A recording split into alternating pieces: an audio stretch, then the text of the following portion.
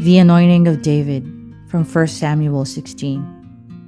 Finally, the Lord said to Samuel, "You have mourned long enough for Saul, for I have rejected him as king of Israel. Now, take a vial of olive oil and go to Bethlehem and find a man named Jesse, for I have selected one of his sons to be the new king." But Samuel asked, "How can I do that? If Saul hears about it, he will kill me." "Take a heifer with you," the Lord replied, "and say that you have come to make a sacrifice to the Lord. Then call Jesse to the sacrifice, and I will show you which of his sons to anoint."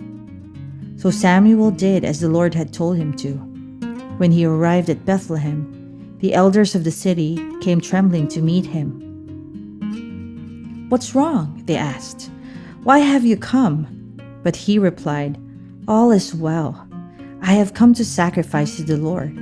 Purify yourselves and come with me to the sacrifice." And he performed the purification rite on Jesse and his sons, and invited them too. When they arrived, Samuel took one look at Eliab and thought, "Surely this is the man the Lord has chosen." But the Lord said to Samuel, "Don't judge by a man's face or height, for this is not the one. I don't make decisions the way you do. Men judge by outward appearance, but I look at a man's thoughts and intentions."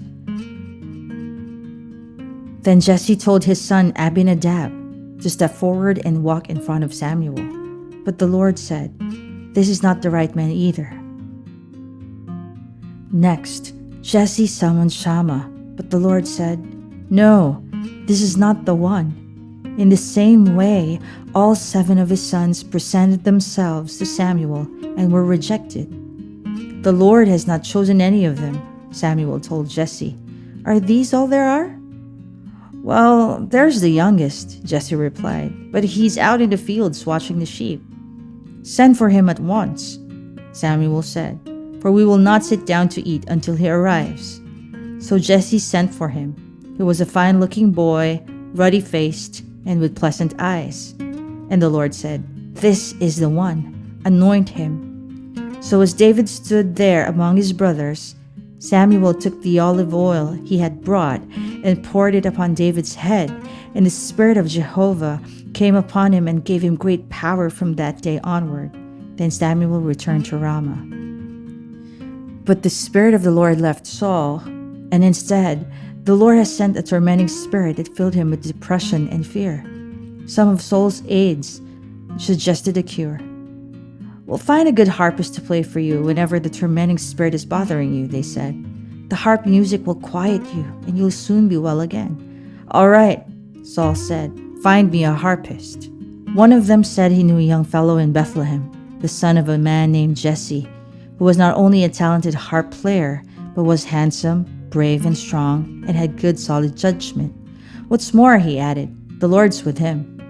So Saul sent messengers to Jesse, asking that he send his son David the shepherd. Jesse responded by sending not only David, but a young goat and a donkey carrying a load of food and wine. From the instant he saw David, Saul admired and loved him, and David became his bodyguard. Then Saul wrote to Jesse, "Please let David join my staff, for I am very fond of him." And whenever the tormenting spirit from God troubled Saul, David would play the harp, and Saul would feel better, and the evil spirit would go away.